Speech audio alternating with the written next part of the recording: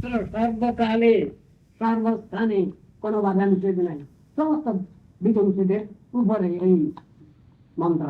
সেই জন্য বললেন মহামন্ত্র, এতে কেউ কন্ট্রোল করতে পারবে না। ভগবান এই বিধান দিয়ে রেখেছেন, এখন এই বিধানটা কোনো কাজ করছে না। আজকাল কোন অতি বুদ্ধিমান ব্যক্তি তারা সমাজে নতুন নামের সৃষ্টি করছেন। তারা বলছে এই নামটা পূরণ হয়ে গেছে, ইনঅ্যাক্টিভ হয়ে গেছে, এ দিয়ে কোনো কাজ হচ্ছে না। সেই জন্য শোনো, আমি নতুন নাম তোমাদের দিচ্ছি। বলে লাভ নেই, অনেকের অনেক রকম সৃষ্টি। হরিপুরুষ জগৎবন্ধু মহা উদ্ধারণ হস্ত চন্দ্রপুত্র হাসিব পতন, একজনের নাম দিলেন। আর একজনে দিলেন শিবকালী শিবকালী কালিকালী শিব শিব, এই একজনে দিলেন। আর একজনে দিলেন রাম নারায়ণ রাম। সব রকমেরই সব এই আসছে আজকাল। খোদার পরে খুদগিরি, গুরুর পরে গুরুগিরি। শাস্ত্রে বেদে উপনিষদে গীতা ভাগবতে যেসব নির্দেশ রয়েছে সেই নির্দেশ অমান্য করা হচ্ছে।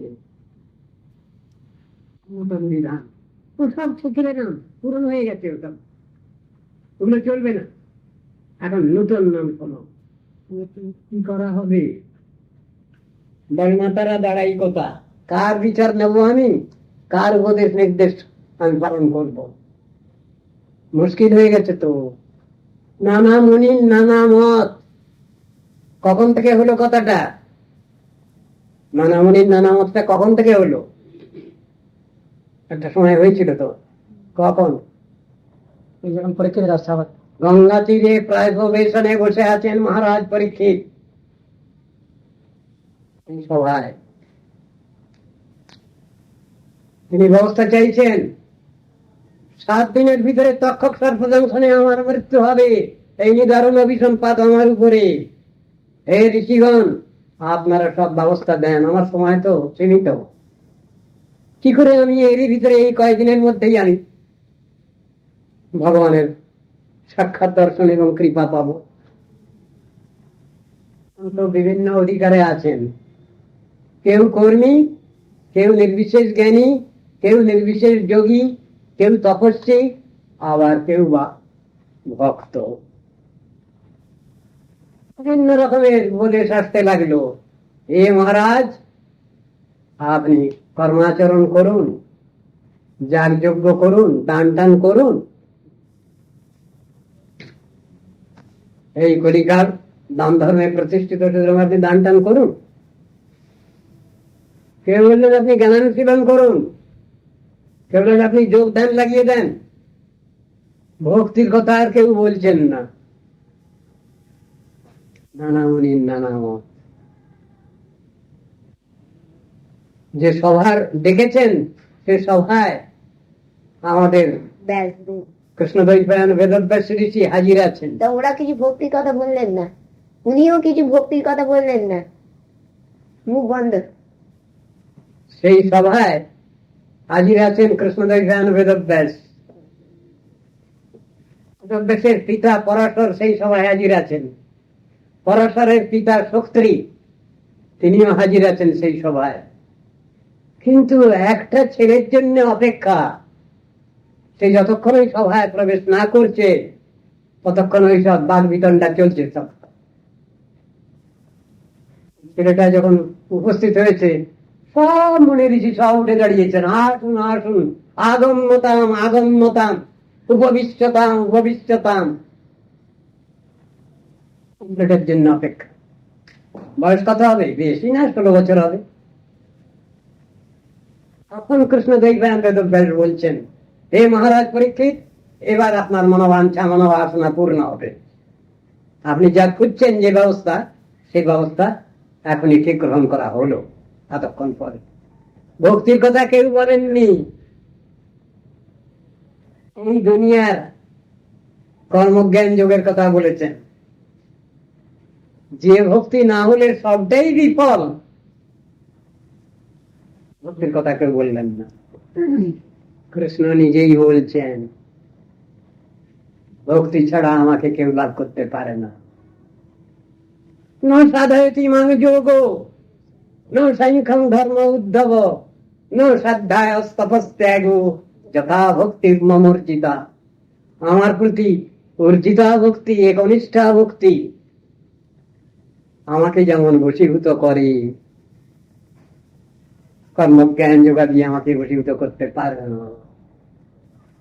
জমাদিবীর যোগপতেই কামরূহত মুকুন্দ সেবয়া যদ্বৎ তথাধ্যাত্মান আচান্যতি।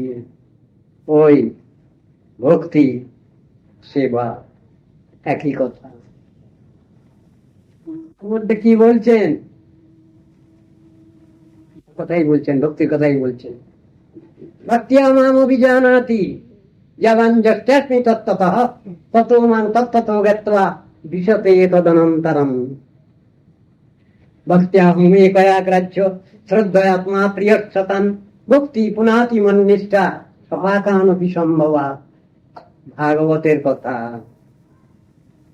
ভক্তিরেবৈনং নয়তি ভক্তিরেবৈনং দর্শয়তি ভক্তিবশঃ পুরুষ ভক্তিরেব ভূয়সী। ভক্ত্যা ভাগবতম গ্রাহ্যম ন বুদ্ধ্যা ন চ টিকয়া। কথাগুলো তো আছে। ভক্ত্যা তুষ্ঠতি কেবলম ন চ গুণৈর ভক্তি প্রিয় মাধব। সব জায়গায় ভক্তির কথাই তো বলা আছে। ভক্তি ছাড়া আর যত প্রচেষ্টা আছে সব বিফল, নিষ্ফল, ইনঅ্যাক্টিভ। ভক্তি হচ্ছেন প্রাণ। সমস্ত শরীরে যেমন জীবাত্মা থাকলে সবই চেতন, চেতনের মতো প্রতিভাত। জীবাত্মা যদি বেরিয়ে যান দেহাধার থেকে, মোড়া। কে কথা কয়? কে জিজ্ঞাসা করে কাকে? কুশল জিজ্ঞাসা? সম্ভাবনা নাই কিছু। ভক্তি মহাদেবী। তোমার সমস্ত ইন্দ্রিয় বর্গ সব স্ট্রাইক করেছিল, আপনারা গল্পটা জানেন? মুখ বেটা বসে বসে খাচ্ছে, ওকে খেতে দেওয়া হবে না। সব ইন্দ্রিয় বর্গ সব স্ট্রাইক করেছে। কি হলো তখন? সবই নেতিয়ে পড়ছে। তখন ভুল বুঝতে পারলো সবাই। না না, মুখে আহার দিলেই তবে প্রাণ সঞ্জীবিত হবে, তবে সমস্ত ইন্দ্রিয় বর্গ পুষ্ট হবে। ওই রকম ধরনের ভুল যেন আমরা না করে ফেলি। আত্মার আনুগত্যে আমাদের সংসারে সব কিছু চলবে। আত্মাকে যদি আমরা বাদ দেই তাহলে সব গেল, সব সর্বনাশ, সাড়ে সর্বনাশ হলো। আত্মা রথিনাং বিদ্ধি শরীরং রথমেব তু বুদ্ধিং তু সারথিং বিদ্ধি মনঃ প্রগ্রহমেব চ। উপনিষদের বাণী শ্লোক। আত্মাকে রথি জানতে হবে, এটা হলো রথ। বুদ্ধিকে সারথি বলতে হবে, সারথি জানতে হবে। প্রগ্রহ মানে লাগাম। বেগবান অর্থগুলো হলো ইন্দ্রিয় বৃত্তি। ঠিক মতো রথ না চালানো হয় তাও উল্টে দেবে। আত্মার আনুগত্য করলে পরে সে কোনো ভুল করবে না, ভুল পথে চলবে না, নির্দেশে ডিকটেশনে চলবে, ডিরেকশনে চলবে। ঠিক এই কথাগুলো বলতে গেলে না বুঝলে তো চলবে না, তাও বুঝতে হবে। উদাহরণ দিয়ে দিয়েই শাস্ত্রে বুঝানো আছে। অগ্নি মূর্ধা চক্ষুষী চন্দ্র সূর্য দিশস্ত্রে দশদিক বাক বিবৃতাশ্চ বেদা বায়ু প্রাণ হৃদয়ন বিশ্বমস্য পদব্যাং পৃথিবীচ্ছেষ সর্বভূতান্তরাত্মা। বেদের বাণী, উপনিষদের কথা সব উদাহরণ দিয়ে দিয়ে বুঝানো হয়েছে। ভুলে যাচ্ছি কেন আমরা? হরে কৃষ্ণ, হরে কৃষ্ণ। না তুমি না, তোমার কাজ হচ্ছে সম্পত্তি।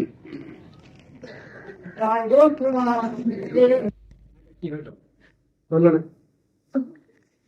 সব সময় একই চিন্তা ভাবনা রাখতে হবে, ঘরে গিয়ে বসে ওই চিন্তা করতে হবে, শুয়ে শুয়ে ওই চিন্তা করতে হবে, তাই তো? কি কি কথা আলোচনা হয়েছিল ওগুলো তো আমাদের করতে হবে বলছেন। আমি বলি নাই, ভগবান বলেছেন, শাস্ত্র বলেছেন, গুরু বৈষ্ণব বলেছেন, আমি কিছু বলিনি।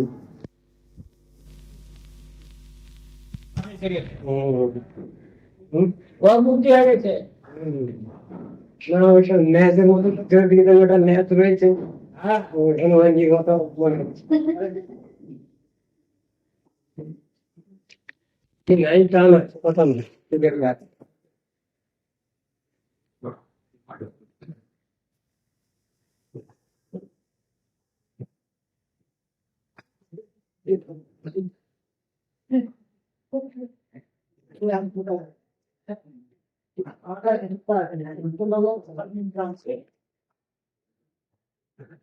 चितविलास का भारी पूरा अगर वर्ष का रातिनी मानो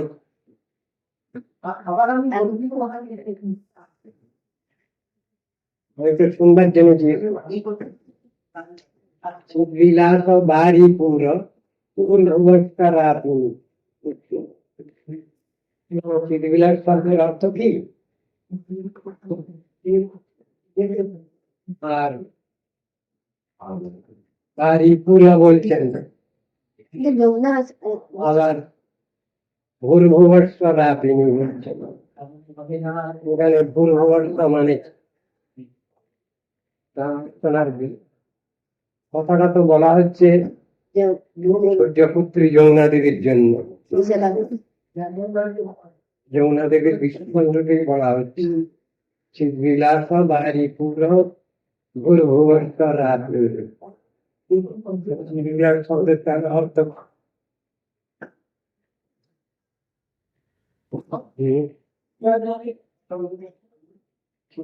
অর্থ বলছেন ব্রহ্মবিদ্যা। শব্দের অর্থ করছেন ব্রহ্মবিদ্যা। ব্রহ্মবিদ্যার ব্যাখ্যা দেওয়ার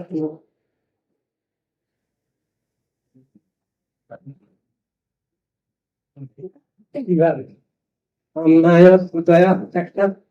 ব্রহ্মবিদ্যেতি বিস্মৃতা গুরু পরম্পরা প্রাপ্ত বিশ্ব কর্তুরী সম্বন্ধ, এগুলো ব্রহ্মবিদ্যার।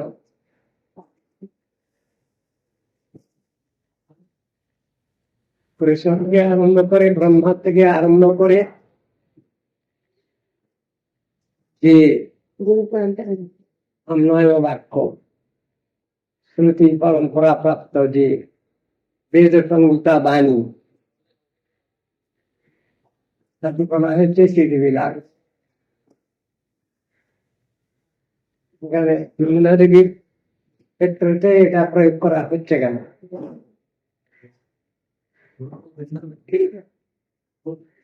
বিলাস ভারী পুরো মানে ব্রহ্মবিদ্যা নামনি যে বাধা,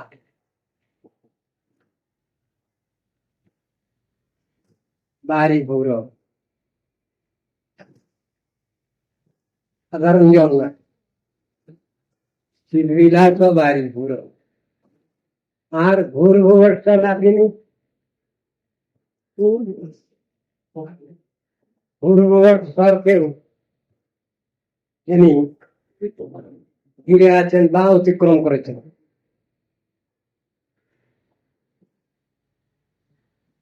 সপ্ত সিন্ধু ভেদিনী, তো ভয়ঙ্কর কথা, সপ্ত সিন্ধুকে ভেদ করছেন তিনি। জড় জগতে যে সপ্ত সিন্ধু আছে সেই সপ্ত সিন্ধু তো বটেই, আবার অপ্রাকৃত জগতে যে সিন্ধু আছে সেই সিন্ধুকে ভেদ করছেন তিনি। সপ্ত সিন্ধু ভেদিনী যমুনাকে।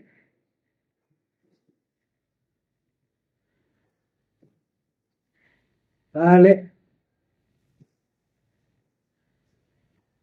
ওই বাড়ি সাধারণ জঙ্গল,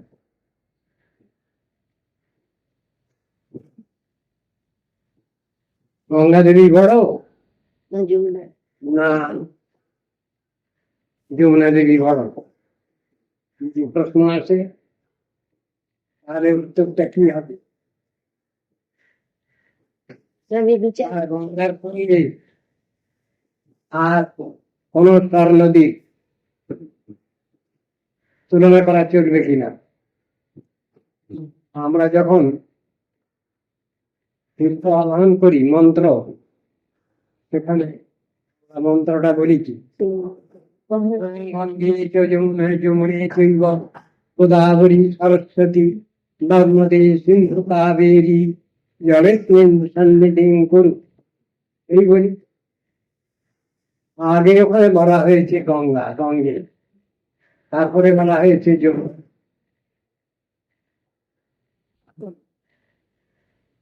যদি তত্ত্বদর্শন ঠিকভাবে আলোচনা করা যায়, তাহলে যমুনা দেবী তো আগে যাবেন, কৃষ্ণ। 1 নম্বরে যাবেন, তারপরে তো গঙ্গা দেবী আসবেন।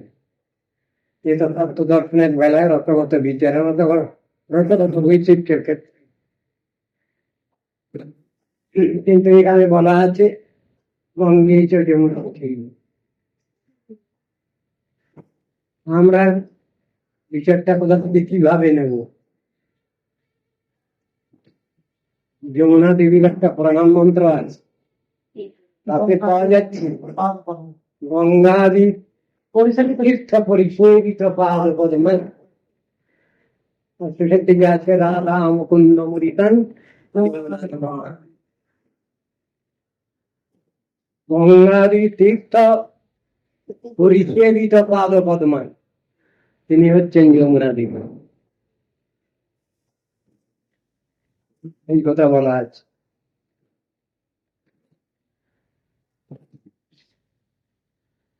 প্রাকৃতিক জগতে আমাদের যে কোনো বস্তুর সঙ্গে, যে কোনো একটা বস্তুর সঙ্গে তুলনা করা হয়, অনুরূপ ভাবে নিকৃষ্ট এই ভাব অপ্রাকৃত ভাবে সংযোজিত হতে পারে না। কেন? সে অপরাধ হয়, তত্ত্বের প্রতি অপরাধ হয়, তত্ত্ব দর্শনের প্রতি অপরাধ হয়ে যায়। সেই জন্য যদি কোনো রসগত বৈচিত্র্য থাকে, তাহলে ওখানে বৈচিত্র্য শব্দই বলতে হবে, ভেদ বলা চলবে না। ভেদ বললে তত্ত্বের চরণে অপরাধ হয়ে যায়। জীবনী মত বৈশিষ্ট্য ঠিক থাকলো, যদি মতভেদ, তাহলে উল্টে গেল। যদি বলি মতান্তর, তত্ত্ব দর্শনের সমালোচনা হয়ে গেল। সব কথা ছাত্রে আমাদের এটিকেট আদব কায়দা শিক্ষাচার শিখিয়েছে।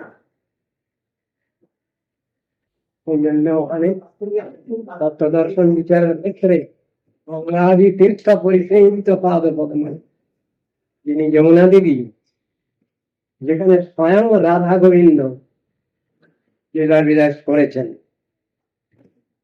তার শ্রেষ্ঠত্ব শাস্ত্রে চিত হয়েছে, বুঝানো হয়েছে। আর অন্যান্য যত উন্নত নদী, তাদের বৈশিষ্ট্যের মধ্যে গঙ্গা দেবী আছে। গঙ্গা দেবী আসছেন বিষ্ণুপাদ প্রসূতা, তাই তো? বিষ্ণুপাদ প্রসূতা বৈষ্ণবী বিষ্ণু দেবতা মন্ত্রে আছে।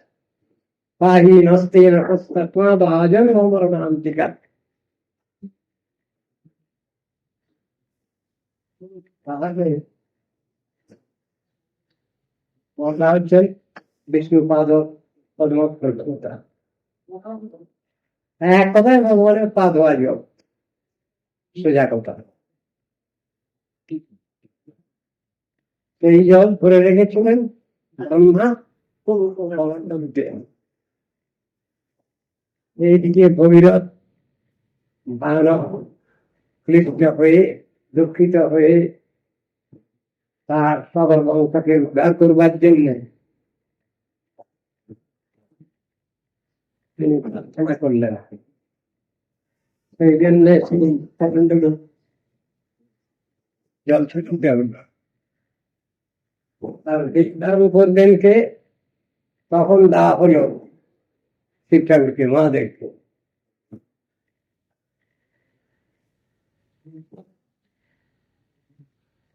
মহাদেবের যখন মধ্যেই বহুকাল পাক খেয়েছেন তিনি।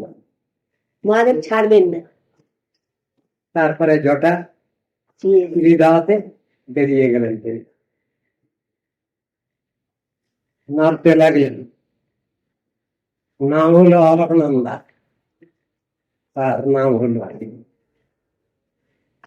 পৃথিবীতে যখন এলেন তখন তার নাম হলো গঙ্গা,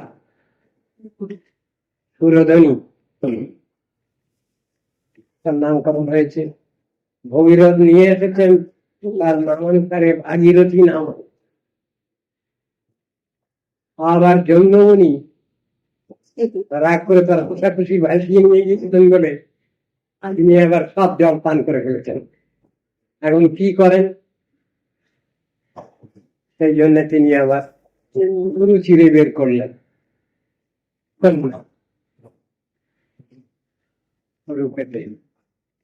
তার নাম হলো জাহ্নবী।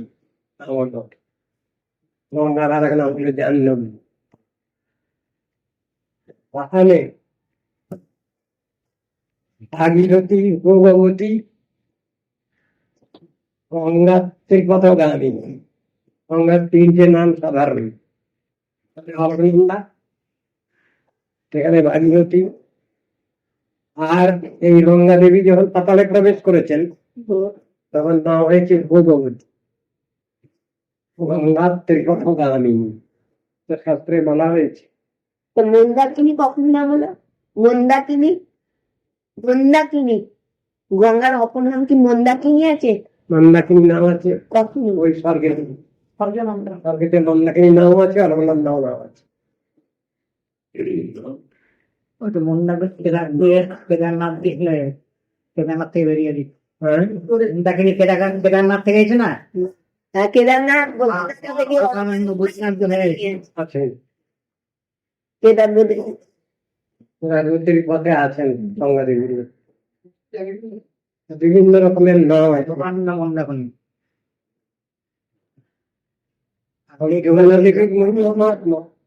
সব থেকে বেশি যেখানে স্বয়ং রাধা কৃষ্ণ বিলাস করেছেন তার মহিমা। ওর জন্ম কোথা থেকে হইল?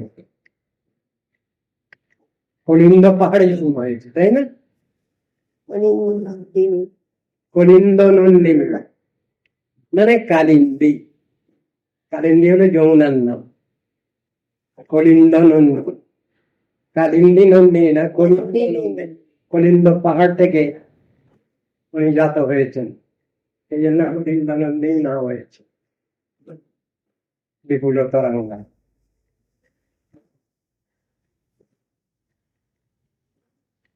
এখন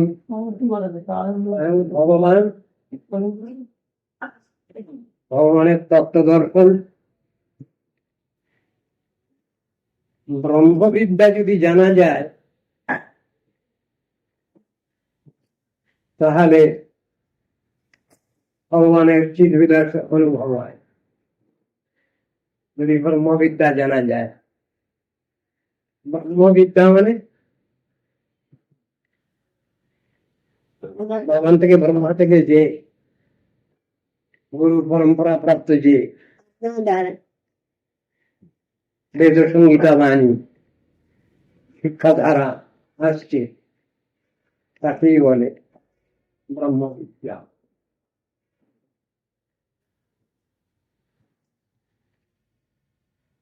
কথাগুলো তো একরকম আছে, শক্তি আছে। আমরা সবাই তো আর গঙ্গা দেবী যেখান থেকে আসছেন সেখানে যেতে পারছি না, পয়সা খরচ করে অনেক সময় যাওয়া যায় না গঙ্গোত্তরী গঙ্গোত্তরী। গিয়ে গোমুখটা খুব কষ্ট হয়। পয়সা খরচ করেও গঙ্গোত্তরী যমুনোত্তরী গিয়ে ঠিক মতো দর্শন করা যায় না। আর গঙ্গা দেবী আমার কাছাকাছি দর্শন দান করছেন, কিন্তু মূল স্রোতের সঙ্গে কানেকশনটা থাকা চাই, এ কথা বলছেন। তাহলে আমরা গঙ্গাকে পাচ্ছি না, মাঝখানে যদি বদল হয়ে যাচ্ছে ধারা, ডাইরেক্ট ধারা নয়, তাহলে ডাইরেক্ট কানেকশন পাচ্ছি, এ কথাটা বলা হয়। আমায় শিক্ষা যেটা, বৈদিক গুরু পরম্পরা যেটা, তার চ্যানেল আছে, লাইন আছে, মানে শক্তিটা আছে। মেন পাওয়ার হাউসের সঙ্গে কানেকশন না সম্পর্ক থাকে যদি, তবে তাহলে সবটা ঠিক আছে। আর মেন পাওয়ার হাউসের সঙ্গে সম্পর্ক যদি না থাকে, বাস তাহলে ঠিক ঠিক তো ভালো পাওয়া যায় না। কি মশা নয় রে এটা দেখে গেল তো মশা ছোট ছোট হাতির বাচ্চা, বুঝলাম। তাহলে এই পাগলের সঙ্গে সম্পর্ক যুক্ত আছে। তাহলে আমার ঘরে আলো জ্বলে, ফ্যান চলে, রেফ্রিজারেটর কাজ করে, সবটাই পাওয়া যায়। মেন পাহাড়ের সঙ্গে সংযুক্ত থাকা চাই, এইটাই হলো সব থেকে বড় কথা। মিষ্টি তাহলে আমরা যে গঙ্গাকে পাচ্ছি, আমাদের পুত হওয়ার, পবিত্র হওয়ার ব্যবস্থাটা আছে।